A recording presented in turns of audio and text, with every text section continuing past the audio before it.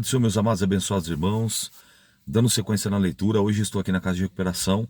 Quem sabe você pode demorar um pouco a receber o vídeo de hoje, mas estamos cumprindo a leitura, tá? Aqui não pega sinal de telefone, então eu estou aqui logo pela manhã fazendo a leitura. Independente do horário que você for receber, que eu chegar no sinal e tiver postado esse vídeo no YouTube ou você recebendo aí pelo seu WhatsApp, vamos firme e forte na leitura. Hoje serão 4 capítulos, capítulo de número 11, 12, 13 e 14 do Evangelho de Jesus Cristo, segundo escreveu João. Diz assim: a ressurreição de Lázaro. Estava então enfermo um certo Lázaro de Betânia, aldeia de Maria e de sua irmã Marta. E Maria era aquela que tinha ungido o Senhor com unguento e lhe tinha enxugado os pés com os seus cabelos, cujo irmão Lázaro estava enfermo. Então nós já temos uma informação importante aqui, logo no início. Você observar outros evangelistas narrando essa história, aquela mulher que pega aquele vaso de alabastro, que pega aquele unguento, aquele nardo puro, e ela unge os pés de Jesus, ela unge a cabeça de Jesus, e ela enxuga, ele já fala assim, ó, Maria era aquela que tinha ungido o Senhor com unguento e lhe tinha enxugado com os pés os seus cabelos, cujo irmão era Lázaro que estava enfermo. Então aquela mulher aqui, João relata que era a irmã de Lázaro e também a irmã de Marta. Informação importante. Mandaram-lhe, pois, suas irmãs dizer: Senhor, eis que está enfermo aquele a que tu amas, a quem tu amas. E Jesus, ouvindo isso, disse: essa enfermidade não é para a morte, mas para a glória de Deus, para que o Filho de Deus seja glorificado por ela. Perceba que, se de repente você estiver enfermo ou enfrentando algum momento de área que você esteja alguma patologia, eu quero liberar essa palavra sobre a tua vida. Eu quero profetizar à luz da Bíblia essa palavra para você. Qual é a palavra? João 11:4. E Jesus, ouvindo isso, disse: receba essa palavra. Esta enfermidade não é para a morte, mas para a glória de Deus, para que o Filho de Deus seja glorificado por ela. Através da sua vida, você vai contar testemunho, você vai ajudar, você vai auxiliar outras pessoas que também estão enfrentando os mesmos problemas, uma situação semelhante, e você vai testemunhar para a glória de Deus. Amém? Versículo 5. Ora, Jesus amava Marta e sua irmã e a Lázaro. E ouvindo, pois, que estava enfermo, ficou ainda 2 dias no lugar onde estava. Depois disso, disse aos seus discípulos: vamos outra vez para a Judéia. Disseram-lhe os discípulos: Rabi, ainda agora os judeus procuram apedrejar-te e tornará para lá? Jesus respondeu: não há 12 horas no dia? Não há 12 horas no dia? Se alguém andar de dia, não tropeça, porque vê a luz desse mundo. Mas se andar de noite, tropeça, porque nele não há luz. Assim falou, pois, depois disse-lhes: Lázaro, o nosso amigo, dorme, mas vou para despertá-lo do sono. Disseram seus discípulos: Senhor, se dorme, está salvo. E Jesus dizia isso da sua morte. Eles, porém, cuidavam que falavam do repouso do sono. Então Jesus disse-lhes: clamarei claramente, Lázaro está morto. Então Jesus fala que de fato Lázaro morria, e ele sabia. E folgo por amor de vós, que eu lá não estivesse, para que acrediteis que vamos ter com ele. Disse, pois, Tomé, chamado Dídimo, aos discípulos: vamos nós também para morrermos com ele. Deixa eu pontuar algo aqui, que talvez eu possa falar isso aqui sem medo, tá? E não é nem presunção e nem soberba. Talvez você nunca ouviu alguém falar uma qualidade de Tomé. Sempre você ouve dizendo assim: Tomé teve que colocar a mão onde Jesus repreende. Põe a mão aqui, Tomé, olha aqui, vê aqui as marcas nas minhas mãos, vê aqui o meu lado que está furado, olha aí a marca dos cravos. Você teve que ver para crer. Quando Jesus o ressurreto repreende. Todo mundo diz: Ê, Tomé, tem que ver para quê? Ê, para crer. Ê, Tomé, crente Tomé. Não é isso? Não é verdade? Quantas vezes? Mas olha agora a importância de você ser um bereano, ser uma bereana, um examinador dos santos e sagrados mandamentos e das escrituras sagradas. Olha que texto interessante. O povo queria apedrejar Jesus. Jesus escapa de lá e os discípulos falam assim: Senhor, há pouco eles querem te apedrejar e você vai voltar para lá? Olha o que eles falaram, no versículo 8, ó. Disseram-lhe: Rabi, ainda agora os judeus procuravam apedrejar-te e você vai tornar para lá, você vai voltar para lá? Olha agora a atitude de Tomé, que talvez você nunca tenha ouvido falar. Versículo 16. Disse Tomé, chamado Dídimo. Dídimo significa gêmeo. Aos discípulos: vamos nós também com ele, vamos nós também para morrermos com ele. O que eu estou frisando aqui para você? Você só viu falar sobre uma qualidade de Tomé, da incredulidade, dele ter que ver para crer, sim ou não? Mas agora eu estou mostrando uma outra qualidade desse discípulo. Ele era corajoso. Nem Pedro, nem Tiago, nem João, caras mais íntimos de Jesus, tiveram a iniciativa que Tomé. Tomé tomou a fala aqui agora e disse assim, ó: disse, pois, Tomé, chamado Dídimo, aos discípulos, ou seja, a todos: vamos nós também para morrermos com eles. Você sabia dessa qualidade de Tomé? Hoje eu peço que você comente aí, Tomé era corajoso. Eu vou saber que você leu a leitura de hoje, hein? Tomé era corajoso. Todo mundo fala que tinha que ver para crer, mas Tomé também tinha uma outra qualidade. Tomé também tinha uma outra virtude. E qual era? Ele era corajoso. Perceba que ele está conclamando, que ele está chamando os discípulos para irem com Jesus para morrer. Ou seja, se tiver que morrer com o Senhor apedrejado, nós vamos morrer junto com o Senhor. Mas nós não vamos arredar o pé. Vamos lá cumprir a nossa missão. Coisa linda, né? Depois tem uma outra qualidade que eu vou passar também logo adiante, um pouco mais à frente. Versículo 17. Chegando, pois, Jesus achou ali havia 4 dias que estava no sepultura. Ora, Betânia estava de Jerusalém, quase 15 estádios, e muitos dos judeus tinham ido consolar Marta e Maria acerca de seu irmão. Ouvindo, pois, Marta que Jesus vinha, saiu-lhe ao encontro Maria, porém ficou sentada em casa. Disse, pois, Marta a Jesus: Senhor, se tu estivesses aqui, o meu irmão não teria morrido. Mas também agora sei que tudo quanto pedires a Deus, Deus te concederá. Disse-lhe, pois, Jesus: teu irmão há de ressuscitar. Disse Marta: eu sei que há de ressuscitar na ressurreição do último dia. Disse-lhe Jesus: eu sou a ressurreição e a vida. Quem crê em mim, ainda que esteja morto, viverá. E todo aquele que vive e crê em mim nunca morrerá. Crês tu isso? Disse-lhe ela também: sim, Senhor, eu creio que tu és o Cristo, o Filho de Deus, que havia de vir ao mundo. E dito isso, partiu e chamou em segredo a Maria, sua irmã, dizendo: o mestre está cá e chama-te. E ela, ouvindo isso, levantou e foi ter com ele. E ainda Jesus não tinha chegado à aldeia e estava no lugar onde Marta o encontrara. Vendo, pois, os judeus que estavam com ela na casa, consolavam, que Maria apressadamente se levantou e saíra, e seguiram-lhe dizendo: vai ao sepulcro para chorar ali. Tendo, pois, Maria chegado onde Jesus estava, vendo, lançou-se aos seus pés, dizendo: Senhor, se tu estivesses aqui, o meu irmão não teria morrido. Jesus, pois, quando viu chorar, e também chorando os judeus que com ela vinham, moveu-se muito em seu espírito, e perturbou-se, e disse: onde o puseste? E disseram: Senhor, vem e vê. Jesus chorou. Disse: onde o puseste? Vem e vê. Jesus chorou. Disseram, pois, os judeus: vede como o amava. E alguns deles disseram: não podia ele, que abriu os olhos ao cego, fazer também com que esse não morresse? Jesus, pois, movendo-se outra vez, muito em si mesmo, vê o sepulcro, que era uma caverna, e tinha uma pedra posta sobre ela. Disse Jesus: tirai a pedra. Marta, irmã do defunto, disse: Senhor, já cheira mal, porque já é de 4 dias. Disse-lhe Jesus: não te hei dito, se creres, verás a glória de Deus?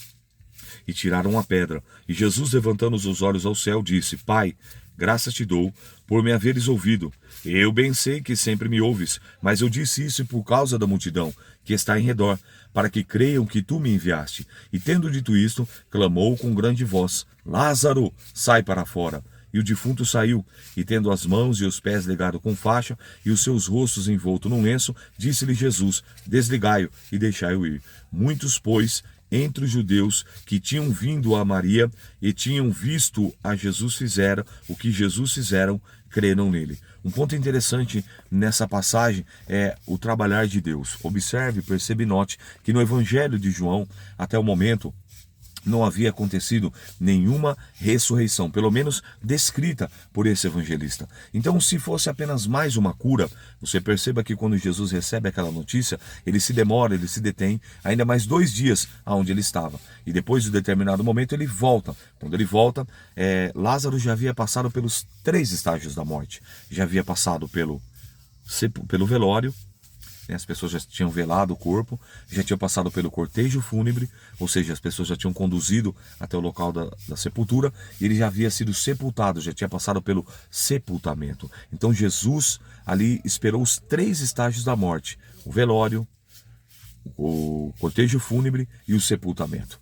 Então quando ele chega, já fazia os 4 dias, já estava em estado de putrefação ou decomposição. Fato é que já estava exalando o mau cheiro, o mau odor, já cheira mal. A sua irmã Marta afirma, atesta no texto. Então aí o que ele faz? Ele vai orar a Deus. Perceba que se ele curasse Lázaro, era apenas mais uma cura. Se ele tivesse curado aquela enfermidade, tantas enfermidades ele havia curado, tantos enfermos foram curados, era apenas mais uma cura. Mas então agora aqui Deus tinha um algo mais especial. Deus tinha um algo mais profundo. E o que era? Uma ressurreição. Assim como ele já havia feito um algo miraculoso, que era curar um cego de nascença, no capítulo de número 9, agora no capítulo 11, segundo Frank Charles Thompson, o escritor da Bíblia Thompson, vai dizer nesse capítulo 11 que ele é o príncipe da vida. E ele faz o quê? Ele ressuscita Lázaro.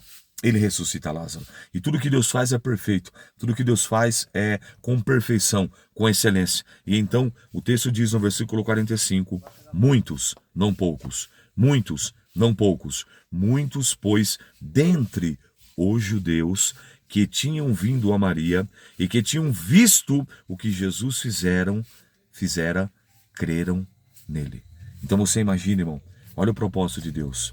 Então Deus não tarda, Deus não falha, Deus não chega atrasado e nem adiantado. Ele chega na hora certa. Receba essa palavra em nome de Jesus Cristo. Vamos à sequência na leitura. Os fariseus formam um conselho para matarem Jesus. Mas alguns deles foram ter com os fariseus e disseram-lhes o que Jesus tinha feito. Depois os principais, os sacerdotes e os fariseus formaram um conselho e diziam, o que faremos? Porquanto este homem faz muitos sinais. Se o deixarmos assim, todos crerão nele, e virão os romanos e tirarão o nosso lugar e a nação.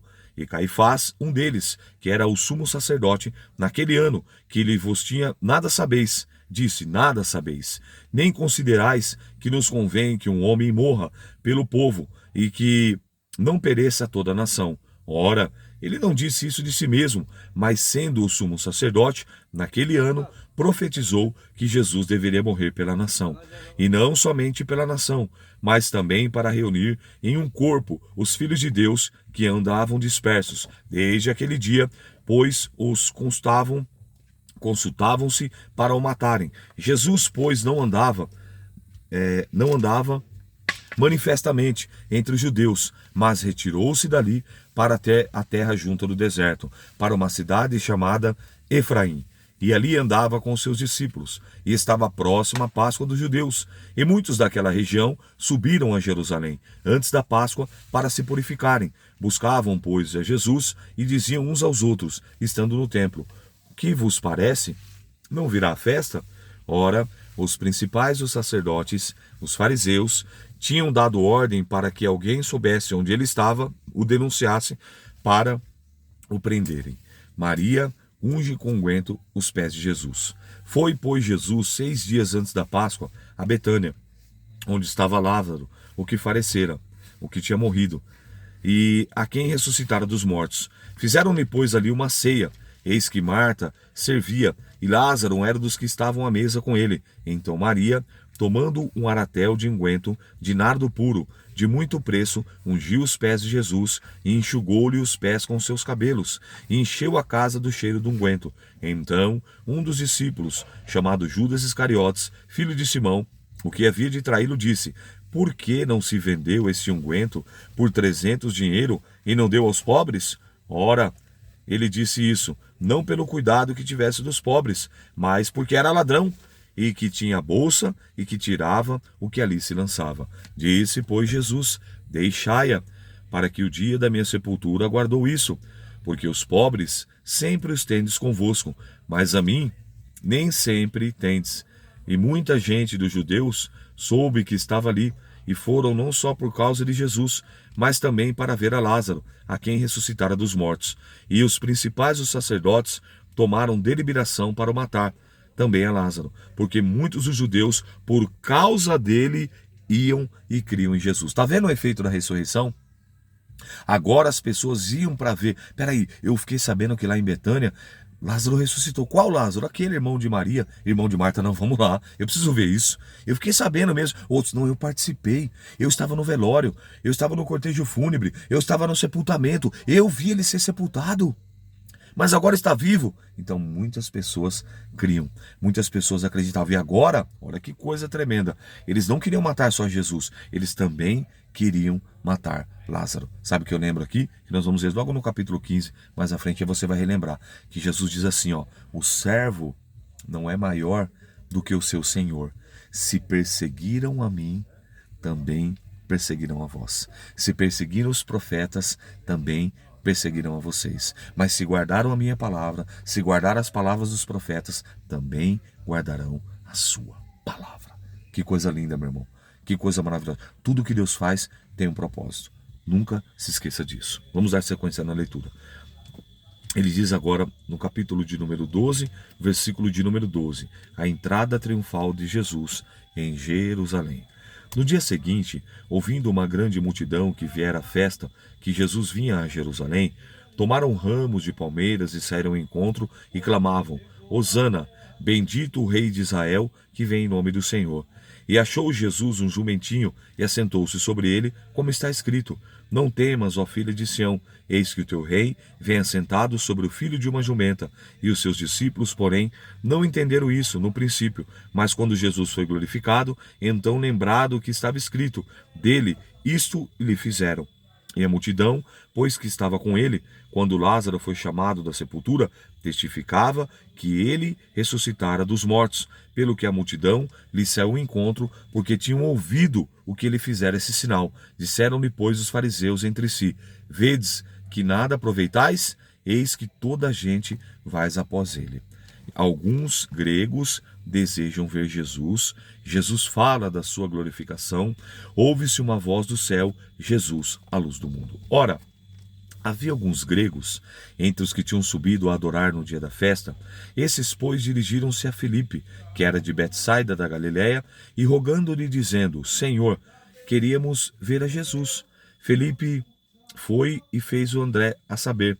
E então André a Filipe e disseram a Jesus. E Jesus respondeu dizendo, é chegado a hora em que o Filho do Homem há de ser glorificado. Na verdade vos digo, que se o grão de trigo cair na terra e não morrer, fica ele só. Mas se morrer, dá muito fruto. Quem ama a sua vida, perdê-la-á. E quem nesse mundo aborrece a sua vida, guardá-la-á para a vida eterna. Se alguém me serve, siga-me, e onde eu estiver, ali também está o meu servo. E se alguém me servir, o meu Pai o honrará.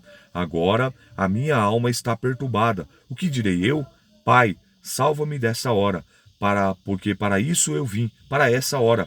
Pai, glorifica o teu nome. Então veio uma voz do céu que lhe dizia, já o tenho glorificado, e outra vez o glorificarei. Olha que coisa linda. Olha que coisa fantástica. Nós vemos mais uma vez aqueles que vêm falar sobre o unicismo, aqueles que são unicistas. O que é o unicismo? Acredita que é um só, que Deus Pai, Filho e Espírito Santo não é três, mas que é apenas um.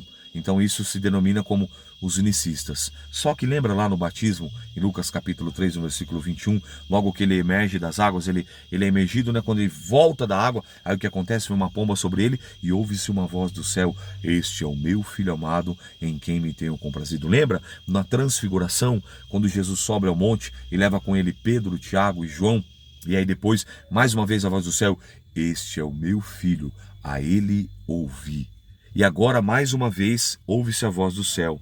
Pai, glorifica o teu nome. Então veio uma voz do céu que dizia, já o tenho glorificado e outra vez o glorificarei. Por que eu estou falando somente sobre isso agora? Porque existe uma regra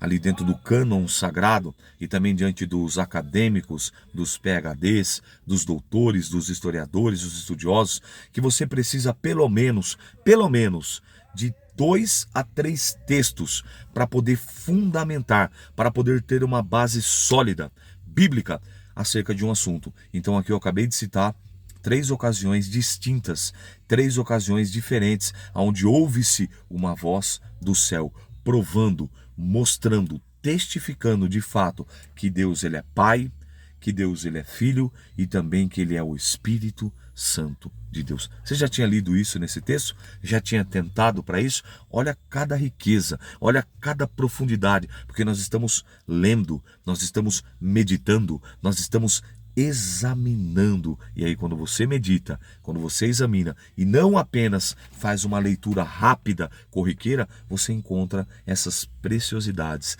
essas pérolas, aonde no Evangelho de João, o próprio Deus falando com o Filho, ouviu uma voz do céu que dizia: já o tenho glorificado e outra vez o glorificarei. Você pode glorificar a Deus aí nesse momento? Glória a Deus. Versículo 29. Ora, a multidão que ali estava, que tinha ouvido, dizia que havia sido um trovão. Outros diziam: um anjo lhe falou. Respondeu Jesus e disse: não, veio essa voz por amor de mim, mas por amor de vós. Não veio essa voz por amor de mim, mas por amor a vós. Agora é o juízo desse mundo. Agora será expulso o príncipe desse mundo. E eu, quando for levantado da terra, todos atrairei a mim. E dizia isso significando de que morte havia morrer, ou seja, morte de cruz, que ele seria crucificado. Dizia isso significando de que morte haveria de morrer. Respondeu-lhe a multidão: nós temos ouvido da lei que o Cristo permanece para sempre. Como dizes tu que convém que o Filho do Homem seja levantado? Quem é esse Filho do Homem? Disse-lhe, pois, Jesus: a luz ainda está convosco por um pouco de tempo. Andai enquanto tendes luz, para que as trevas vos não os apanhem. Pois quem anda nas trevas não sabe para onde vai. E enquanto tendes a luz, crede na luz, para que sejas filhos da luz. Essas coisas disse Jesus, e retirando-se, escondeu-se deles.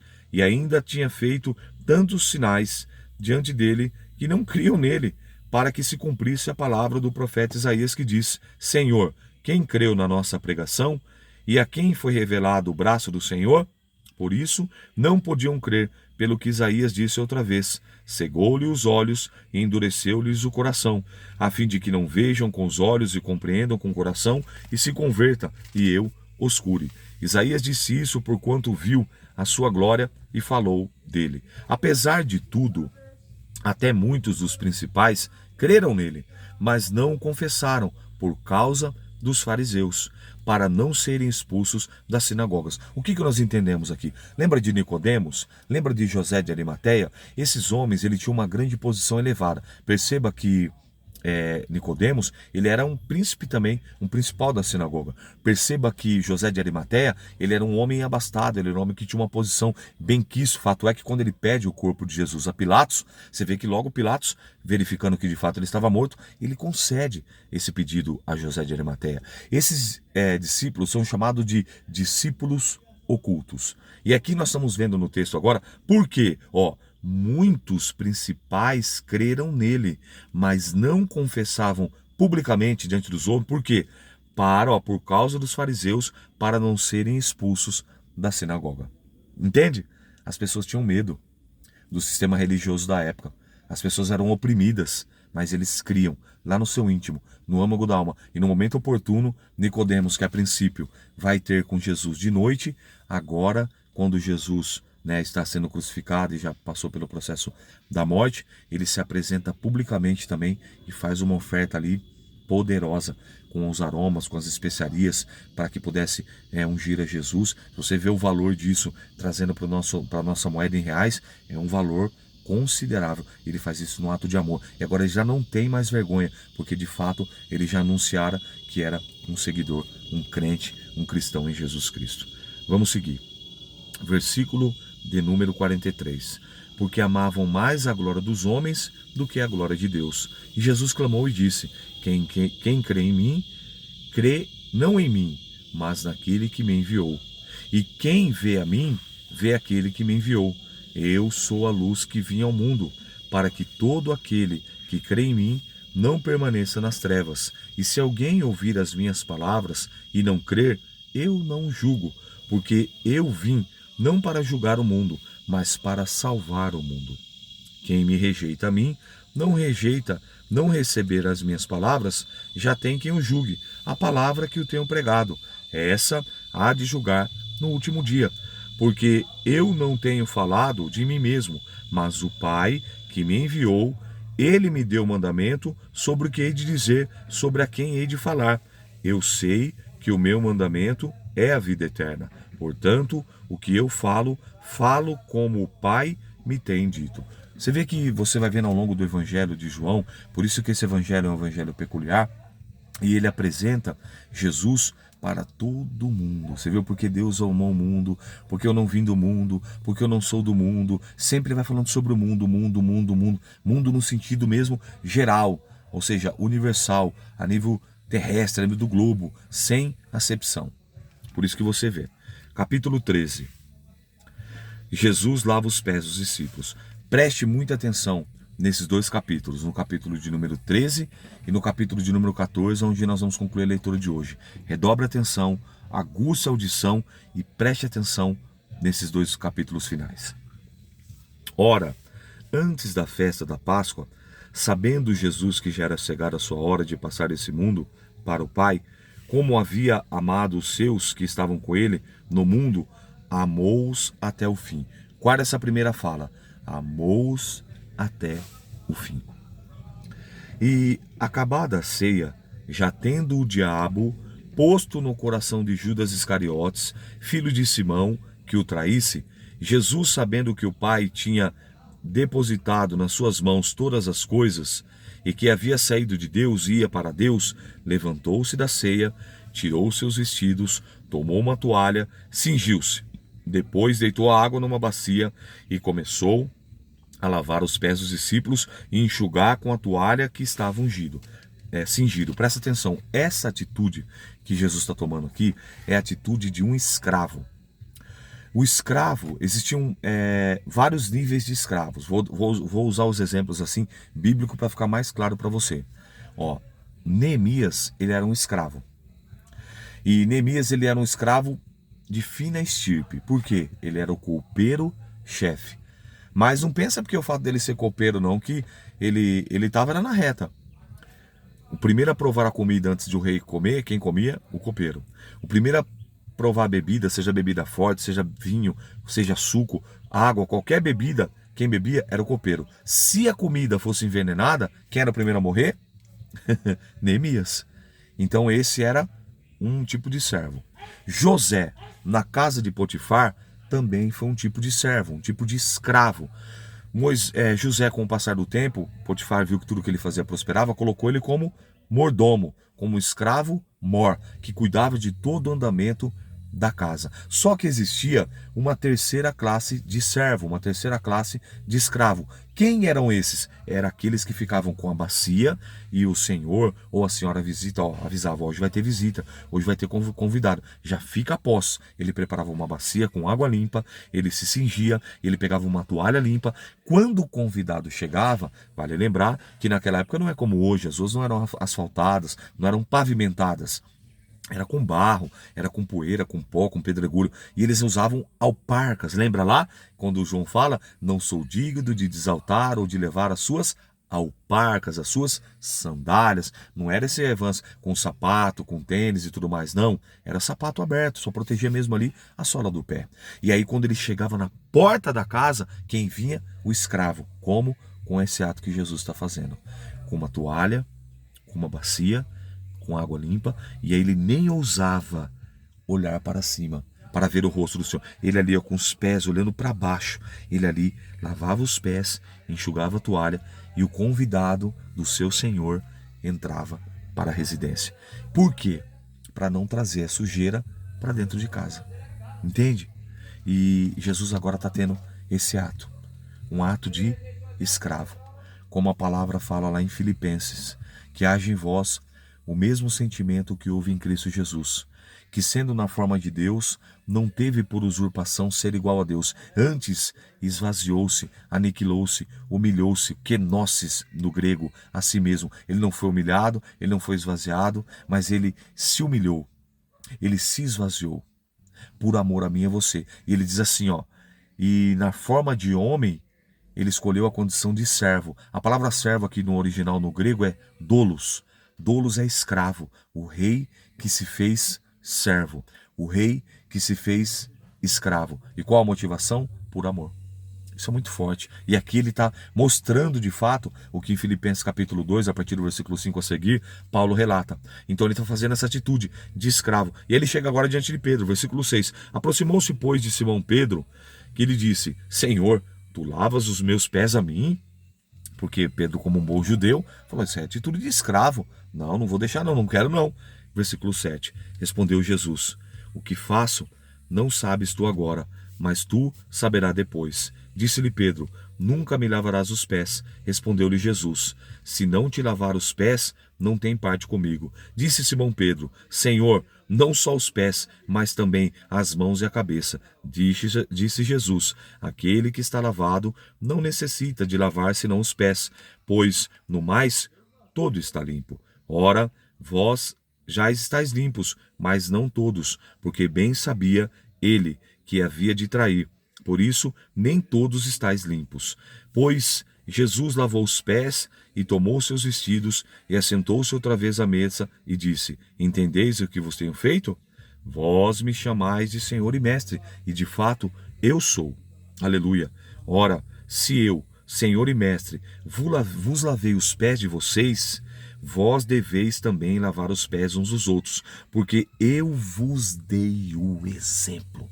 Por que Jesus se batizou? Porque Jesus deu exemplo. Por que Jesus se circuncidou? Porque Jesus deu exemplo. Por que Jesus foi apresentado no templo? Porque Jesus deu exemplo. Por que Jesus pagou o tributo? Porque Jesus deu exemplo. Por que Jesus lavou os pés dos discípulos? Porque Jesus nos deu exemplo. Ele não só falava, ele não só dizia, ele não só ensinava, ele não só mandava, ele não só ordenava, ele realizava, ele executava, ele cumpria, ele dava o exemplo. Você pode louvar a Deus por esse Deus que deu exemplo em tudo?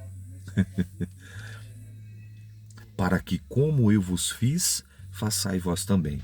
Versículo 16 do capítulo 13. Na verdade vos digo, que não é o servo maior do que o seu senhor, nem o enviado maior daquele que o enviou. Se sabeis essas coisas, bem-aventurados sois, se as fizerdes, se as cumprides. Saber não basta. Saber até os demônios sabem, até os demônios creem e estremecem. Saber não basta. É preciso fazer, é preciso cumprir, é preciso colocar em prática. É o que ele está dizendo. Não falo de todos vós. Eu bem sei que tenho escolhido, mas para que se cumpra a Escritura, o que come pão comigo, levantou contra mim o seu calcanhar. Desde agora vos digo, antes que aconteça, para que quando acontecer, acrediteis que eu sou. Na verdade vos digo, se alguém receber o que eu enviar, recebe a mim. E a quem me recebe a mim, recebe aquele que me enviou. Preste atenção. Jesus prediz que Judas há de trair. Tendo Jesus dito isso, turbou-se em espírito e afirmou, dizendo: na verdade vos digo, que um de vós há de me trair. Então, os discípulos olhavam uns para os outros, duvidando do que ele falava, de quem ele falava. Ora, um dos seus discípulos, a quem amava Jesus, estava reclinando no seu seio. João, ele é chamado de discípulo do amor. E aqui, quando você vê aquele quadro de Santa Ceia, a grande verdade daquele quadro é essa, que Jesus está com seu peito reclinado, com a sua cabeça, aliás, reclinada no peito, também chamado de seio de Jesus, porque aqui era o peito, Nas mulheres nós temos esse costume como seio, mas aqui também o seio do homem, o peito do homem. Então ele fala aqui, então os discípulos olhavam uns para os outros, e os discípulos, aquele a quem Jesus amava, estava reclinado no seio ou no peito de Jesus. Versículo 24. Então Simão Pedro fez um sinal tipo a João. Pergunta para ele. Fez um sinal. Simão Pedro fez um sinal para que perguntassem quem era aquele que ele falava. Quem é que vai ser o traidor? Quem é o traidor que está entre nós? Quem é o X9? Quem é o cagueta? Quem é o que rapaz aqui está pisando na bola, que vai dar essa mancada com o mestre? Mais ou menos assim, para ficar claro. E Jesus respondendo: é aquele a quem eu der o bocado molhado. E o bocado molhado deu a Judas Iscariotes, filho de Simão. E após o bocado, entrou nele Satanás e disse Jesus: o que faze-os depressa. E nenhum dos que estavam sentados à mesa compreendeu que propósito lhe disse isso, porque como Judas tinha bolsa, pensavam alguns que Jesus lhe tinham dito: compra o que nos é necessário para a festa, ou desse alguma coisa aos pobres. Tendo Judas tomado o bocado, saiu logo e já era noite. Lembra que eu falei para você prestar atenção no capítulo 13, no versículo, logo no versículo 1, e Jesus amou-os até o fim. Esse foi o último ato de amor pela vida de Judas. Foi a última tentativa. Eu não sei se você se recorda, mas eu já expliquei que esse ato do bocado molhado é o mesmo fato para nós aqui de numa festa de aniversário você cortar o primeiro pedaço de bolo e dar para aquela pessoa mais importante ou que representa para você algo significativo nos seus sentimentos e nos seus pensamentos. Lembra que eu expliquei? Só você voltar lá que eu expliquei isso bem direitinho. Então, quando ele fala que amou até o fim, o último ato de amor, ele pega aquele bocado molhado que ele daria para a pessoa mais importante. E ele está dizendo para Judas uma mensagem. Não é Tiago, não é Pedro, não é João. Eles são os meus íntimos. Eles sempre estão mais próximos. Você viu, João está com a cabeça aqui no peito. Mas a pessoa mais importante, quem mais eu amo, é você, Judas. E ele dá o bocado para Judas. Quando Judas recebe, Judas sabia. Judas era letrado, Judas era douto, ele tinha um entendimento. Ele era o homem ele era o tesoureiro do ministério de Jesus. Quando acontece isso, após o bocado, entrou nele Satanás e disse, pois Jesus, o que fazes, faze depressa. E aí, infelizmente, Judas já tinha dado lugar para o inimigo. É por isso que em Efésios 4:27 diz assim, não deis lugar ao diabo. E ele não aguenta aquela cena, ele sai. Não parece um pouco confuso se você ler depois do versículo? Nenhum dos que estavam à mesa compreendeu que proposta ele dissera. Por quê? Porque aqui era num ato que Jesus estava dando para quem ele mais amava. E ali, o que a Bíblia fala? Que Jesus não veio chamar os justos, e sim os pecadores ao arrependimento. Que Jesus não veio para os sãos, mas para os doentes. Porque os sãos não precisam de médicos, e sim os doentes, os enfermos. Então o que Deus está provando aqui? Que ele veio, que ele lutou até o final. Em outras palavras, tinha que se cumprir. Você, quem sabe, você pode se perguntar, mas ele não tinha que ser o traidor? Sim, mas o que eu estou querendo dizer aqui, que da mesma maneira que Pedro, após ter negado Jesus 3 vezes, se arrependeu e foi perdoado, Judas também poderia ter tido e seguido o mesmo exemplo de Pedro e se perdoado. Qual a diferença? Judas foi aos pés dos religiosos. Judas foi procurar um auxílio no templo. Olha que coisa louca. E quando ele chega no templo, ele fala, pequei contra sangue inocente. Verdadeiramente esse homem é inocente. Ele pega as 30 moedas de prata e lança no templo. E olha a religiosidade. Olha o que os homens falam. Nós não temos nada com você. Esse negócio entre você, agora você que resolve. Esse é problema seu. Então o que aconteceu? Ele resolveu da melhor maneira que ele achou que poderia solucionar, que foi tirar a própria vida. E a Bíblia fala bem claro, tá? Eu quero fazer um adendo aqui, lá em Apocalipse, que os homicidas não herdarão o reino de Deus. E agora ele sai.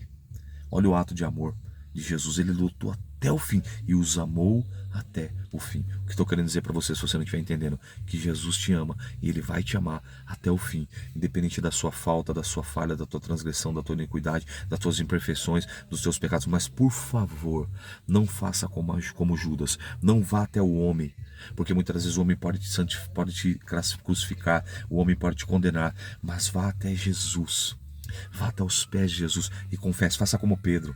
E aí Jesus o perdoou, ele se tornou um dos pilares da igreja e um grande pregador do evangelho e deu sequência na sua vida. Amém? Vamos seguir a leitura. As últimas instruções de Jesus aos discípulos, a razão da sua saída do mundo e a promessa do Consolador. E tendo, pois, ele saído, disse Jesus, agora é glorificado o Filho do Homem e Deus é glorificado nele.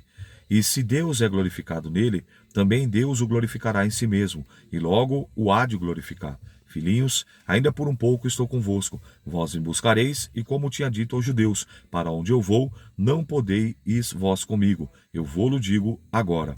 Um novo mandamento vos dou, que ameis uns aos outros assim como eu vos amei a vós, que também vós a uns aos outros os ameis. Nisso todos conhecerão que sois meus discípulos, se vos amardes uns aos outros. Disse Simão Pedro, Senhor, para onde vais? Jesus respondeu, para onde eu vou, não podes ir agora seguir-me, mas depois me seguirás. Disse Pedro, por que não posso seguir-te agora? Pois o que darei por ti, darei a minha vida. E respondeu-lhe Jesus, Tu darás a vida por mim? Na verdade te digo, não cantará o galo, enquanto não me tiveres negado 3 vezes. No capítulo 13, olha que coisa interessante que eu quero ensinar aqui. Jesus ele fala 3 coisas interessantes e ele mexe com os discípulos. A primeira coisa é que ele fala assim, ó, um de vocês vai me trair. Meu Deus, como assim vai me trair? E você vê, aquilo mexe com eles. Ele fala, ó, um de vocês vai me trair. O outro de vocês vai me negar. Esse Deus fala pelo nome, que é Pedro. O outro vai me negar. E uma terceira coisa, para onde eu estou indo agora, vocês não poderão ir. Isso, imagina, eles estão caminhando com Jesus há mais de 3 anos e alguns meses. Imagine todo dia deitar com Jesus, acordar com Jesus, caminhar com Jesus, ver milagre com Jesus, multiplica pão, multiplica peixe, aquieta a tempestade. Imagina que coisa fantástica. E agora Jesus vem de repente e fala assim, ó, para onde eu vou vocês não podem ir. Agora vocês não vão poder me seguir mais. Aquilo perturba os discípulos. E é justamente por isso que o capítulo 14 começa assim. Olha a conexão. Eu estou fazendo um contexto imediato na hermenêutica ou na exegese, que são ciências interpretativas, de interpretar os textos e explicar para que você possa ter uma melhor compreensão. Estou fazendo isso, tá bom? Então, ó, o capítulo 13 acaba assim, por isso que o capítulo 14 inicia dessa forma. Aqui que nós vamos concluir a nossa leitura, e nesse capítulo 14 eu vou também citar uma outra qualidade de Tomé. Não se turbe o vosso coração. Credes em Deus e crede também em mim. Então, após o capítulo 13 ele encerrar, um vai trair, outro vai negar, não pode me seguir? Não se turbe o vosso coração. Credes em Deus e crede também em mim. Na casa de meu pai tem muitas moradas. Se não fosse assim, eu vou-lhe teria dito, vou preparar-vos lugar. E se eu for vos preparar lugar, virei outra vez e vos levarei para mim mesmo, para que onde eu estiver, estejais vós também. Mesmo vós sabeis para onde eu vou e conhecereis o caminho. Olha agora Tomé, disse-lhe Tomé, Senhor, nós não sabemos para onde vais e como podemos saber o caminho? Então olha aqui agora que coisa interessante. Olha um texto que vocês conhecem, decora e salteado. João 14:6. Disse-lhe Jesus, eu sou o caminho, a verdade e a vida, e ninguém vê o Pai senão por mim. Então quem mostrou o caminho? Tomé. Todo mundo só cita Tomé pelo ato da incredulidade dele. Crente Tomé tem que ver para crer, mas ninguém cita que ele era um homem de coragem, que estava disposto a dar a própria vida e voltar com Jesus ao ponto de morrer apedrejado. E agora ele faz a pergunta certa. É Jesus quem pergunta, é Tomé quem pergunta para Jesus aonde é o caminho. Lembra que ele falou, vocês não podem ir para onde eu estou indo agora. Aquilo intrigou os discípulos. E aí Tomé pergunta, Senhor, nós não sabemos. O Senhor mesmo já falou que a gente não sabe. Ah, que caminho é esse? E aí Jesus responde, eu sou o caminho, no singular, a verdade, no singular, e a vida, no singular. Ninguém vem ao Pai, senão por mim. Se vós me conhecesseis a mim, também conhecereis a meu Pai. E já desde agora conhecereis e o tendes visto. Disse-lhe Filipe, Senhor, mostra-nos o Pai, para que nos basta. Disse-lhe Jesus, estou há tanto tempo convosco, e não me tendes conhecido, Filipe? Quem me vê a mim, vê o Pai. Como dizes tu, mostra-me o Pai? Não crê tu que eu estou no Pai, e que o Pai está em mim? As palavras que eu vos digo, não as digo de mim mesmo, mas o Pai que está em mim é que faz essas obras. Crede-me que estou no Pai e o Pai em mim. Crede-me ao menos por causa das mesmas obras. Aleluia! Na verdade vos digo, que aquele que crê em mim, e também fará as obras que eu faço, e as fará maiores do que essa, porque eu vou para o Pai. Quando Jesus está falando esse texto, eu vejo tanta besteira, eu vejo tanta fala, tanta dúvida, e é um texto tão simples. Quando Jesus está dizendo isso aqui, ó, na verdade vos digo, aquele que crê em mim, também fará obras que eu faço, e as fará maiores do que essa, porque eu vou para o Pai, não é no sentido de cura, de ressurreição, não é no... Pode acontecer? Pode, mas não é nesse sentido que ele está dizendo aqui. Por quê? Então eu pergunto aqui, você conhece alguém aí que ressuscitou pelo menos 3 pessoas? Jesus ressuscitou o filho da viúva de Naim, a filha de Jairo e Lázaro. Você conhece alguém aí que curou um cego de nascença? Jesus curou um cego de nascença. Você conhece alguém, nós vamos ver no final desse evangelho, que o texto vai dizer assim no capítulo 20, se todos os milagres que Jesus realizou, nem mesmo todos os livros da terra seriam capazes de poder relatar. Então eles colocaram os principais. Não é nesse sentido. O que ele está dizendo? Em extensão, porque o ministério de Cristo foi muito curto. Então aqui eu quero já puxar a orelha de você que tem dificuldade em estudar, que você que tem uma resistência em fazer um curso teológico, um CPO, uma escola bíblica dominical, em se aprofundar nas escrituras, ou até mesmo uma formação acadêmica, uma faculdade. Por quê? Porque isso mostra que você vai ficar cada vez mais sendo massa de manobra na mão das outras pessoas. Você precisa entender esse sentido. Aí eu tomo, por exemplo, Jesus. Lembra que eu falei que Jesus dava exemplo em tudo? Jesus passou 30 anos se preparando, se capacitando para um ministério, para cumprir uma missão que duraria 3 anos e 6 meses aproximadamente. 3 anos com certeza, 6 meses aproximadamente. Então perceba, Jesus passou a maior parte da sua vida se preparando, se capacitando, se estruturando para quando chegasse o momento da missão, ele cumprir, ele executar com excelência. Então fica essa dica aí. Quando Jesus fala que nós iremos fazer obras maiores, é numa extensão de tempo. Por exemplo, no meu caso, o Senhor me aceitou. A gente fala de aceitar Jesus, mas é Jesus que nos aceita, né? O Senhor me aceitou no ano de 2009, na penitenciária de segurança máxima na cidade de Mirandópolis. Então eu estou desde 2009 servindo a Cristo. Então já o meu ministério é maior do que o ministério de Jesus. Tá vendo? E você? Quando Deus aceitou você? Quando você aceitou Jesus? Já tem mais de 3 anos e meio? Então o seu trabalho, você já se enquadra nesse versículo aqui. Pegou aí? Mais uma, né? Mais uma pérola. Se pedirdes alguma coisa, versículo 13, ó. E tudo o que pedirdes em meu nome, eu farei, para que o Pai seja glorificado no Filho. Se pedirdes alguma coisa em meu nome, eu farei. Se me amardes, guardareis os meus mandamentos. E eu rogarei ao Pai, e ele vos dará outro Consolador, para que fique convosco para sempre. E o Espírito da verdade, que o mundo não pode receber, porque não vê e nem o conhece, mas vós os conheceis, porque habita convosco, estará em vós. Não vos deixarei órfãos, voltarei para vós. Olha agora que coisa fantástica. Agora Jesus vai falar da terceira promessa. Primeira promessa, ele falou que vinha e veio. Segunda promessa, ele falou que morreria e ressuscitaria. Jesus morreu e ressuscitou. Terceira promessa, Jesus falou que voltaria.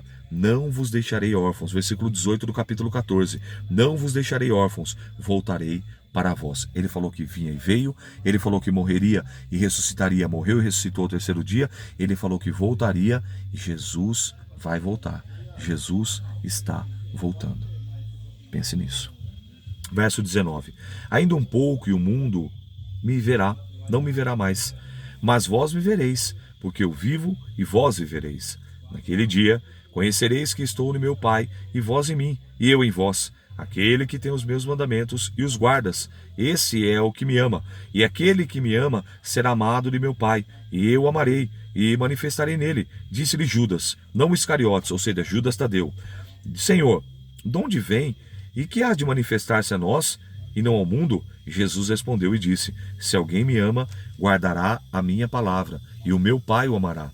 E viremos para ele, e faremos nele morada. Quem me ama, quem não me ama, não guarda as minhas palavras. Aleluia. Ora, a palavra que ouvistes não é minha, mas do Pai que me enviou. Tenho-vos dito isto, estando convosco, mas aquele Consolador, o Espírito Santo, que o Pai enviará em meu nome, esse vos ensinará todas as coisas, e vos fará lembrar de tudo quanto vos tenho dito. Deixo-vos a paz vos dou, e não vou-la dou como o mundo a dá. Não se turbe o vosso coração, nem se atemorize. Ouviste o que eu vos disse? Vou, e tenho para vós. Se me amasseis, certamente exultarei por ter dito, vou para o Pai, porque o Pai é maior do que eu. E eu vos-lo disse agora, antes que aconteça, para que quando acontecer, vós acrediteis. Já não falarei muito convosco, porque se aproxima o príncipe desse mundo, e nada tem em mim. Mas é para que o mundo saiba que eu amo o Pai, e eu faço como o Pai me mandou. Levantai-vos e vamos-nos daqui. Aí eu pergunto para você, João 14, 27. O mundo tem paz? Responda aí, por favor. Seja sincero. Responda, debate pronto aí. O mundo tem paz? Você vai responder de bate pronto: não, o mundo não tem paz. Eu digo para você que sim. Que isso? Ó, o Bereano, vamos lá, Bereano em ação. 14:27. Deixo-vos a paz. Não vou-la dou como o mundo a dá. Jesus está falando que o mundo tem paz. Porém, a falsa paz do mundo está atrelada, está agregada. Por exemplo, uns para terem paz precisam de uma garrafa de cerveja, de um gole de cachaça, de uísque, de conhaque, de alguma bebida. Outros, para ter paz, precisam de um cigarro de maconha, fumar um baseado. Outros precisam tirar uma carreira de cocaína. Outros precisam fumar uma pedra, pipar uma pedra de crack, injetar alguma droga na veia. Outros precisam de fatores para ter paz. Por isso que é chamada de falsa paz. Passando o efeito do álcool, passando o efeito da droga, ou de qualquer outra substância, de qualquer outro artifício que você precisa para falar: não, agora estou em paz, agora estou legalzão, é a paz que o mundo tem para oferecer. Mas a de Jesus não. Por quê? Lembra lá em Isaías capítulo 9? E o seu nome será maravilhoso, conselheiro, Deus forte, Pai da eternidade, príncipe da paz. Ele entrega a verdadeira paz. Esses foram os 4 capítulos de hoje. Uma leitura maravilhosa, abençoada, um pouco extensa, é bem verdade, mas muito proveitosa e para o nosso elevo e a nossa edificação espiritual. Não esqueça de comentar, não esqueça de compartilhar e não esqueça de permanecer firme e forte até o final. Deus te abençoe. Eu sou o pastor Rômulo, um bereano de verdade. Até amanhã, querendo Deus, com mais 4 capítulos. Paz do Senhor.